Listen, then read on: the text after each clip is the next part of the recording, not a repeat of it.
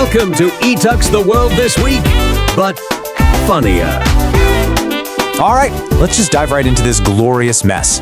It is Halloween 2025, the one night of the year when world leaders dressing up as competent actually counts as a costume.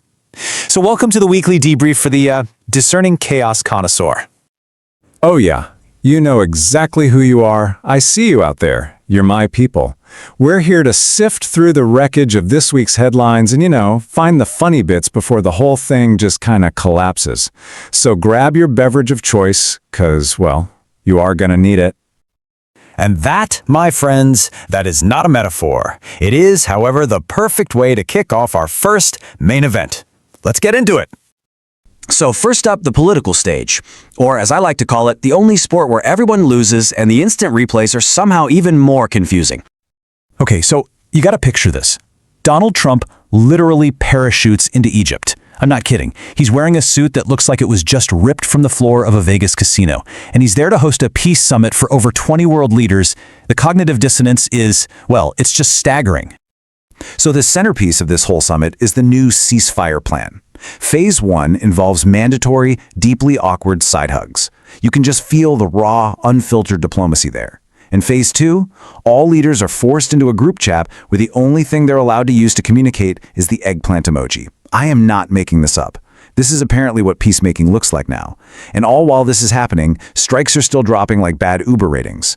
And here's the man himself, summing it all up with his signature, humility.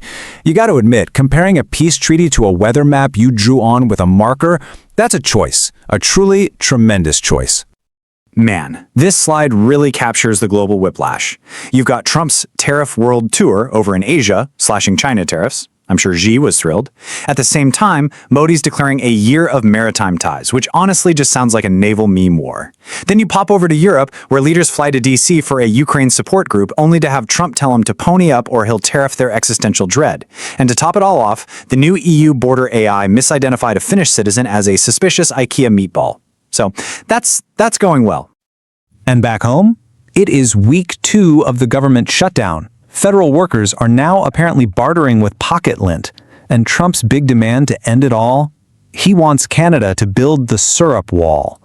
You can't write this stuff. It's peak 2025.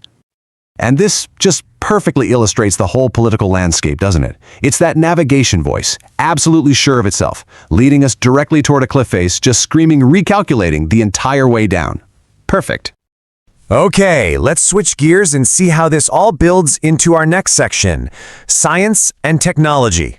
The place where genuine genius and world-ending accidents are basically lab partners who borrow each other's pens. $5 trillion. That is NVIDIA's new market cap. $5 trillion. Just let that number wash over you for a second. It's the sound of an entire economy betting everything on a single silicone chip. Which naturally brings us to this little comparison. AI is the new Beanie Baby. Everyone's convinced they're sitting on a gold mine.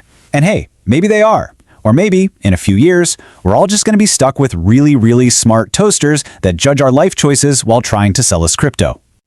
But hey, here's some good news. Renewables have officially entered the ring and just body-slammed coal into next Tuesday. For the first time ever, solar and wind are outproducing coal for electricity. It's a genuine landmark moment, a real haymaker in the fight for, a habitable planet. Of course, progress is always messy. The EU's border AI, not to be outdone by the meatball incident, flagged a Belgian tourist as a suspicious waffle.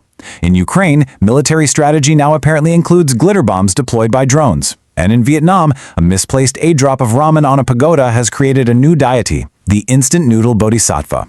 Honestly, at this point, I welcome our new noodly overlords.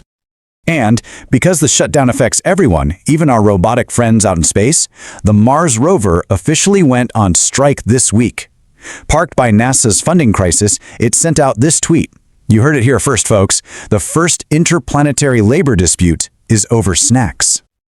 All right, deep breath. We've navigated the political circus and the tech singularity. Now it's time for the grand finale, the cultural fallout, the truly, deeply weird stuff. Buckle up. So people are processing the chaos in some creative ways.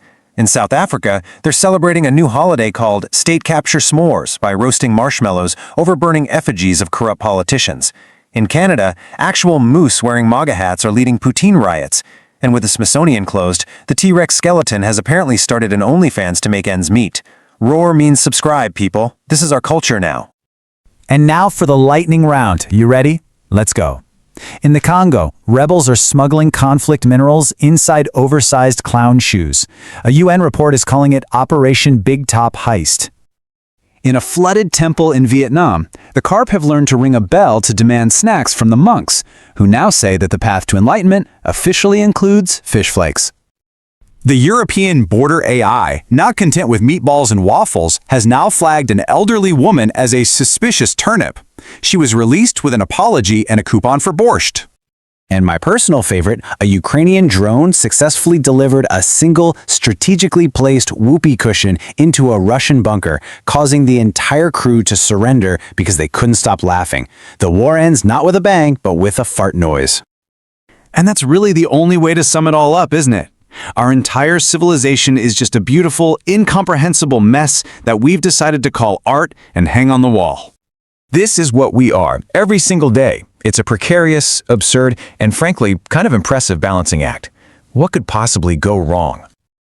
So keep laughing, folks. It's the best defense we've got. The world might be ending, but at least it's taking its sweet time, giving us a front row seat to the greatest, most ridiculous show on earth. Till next time.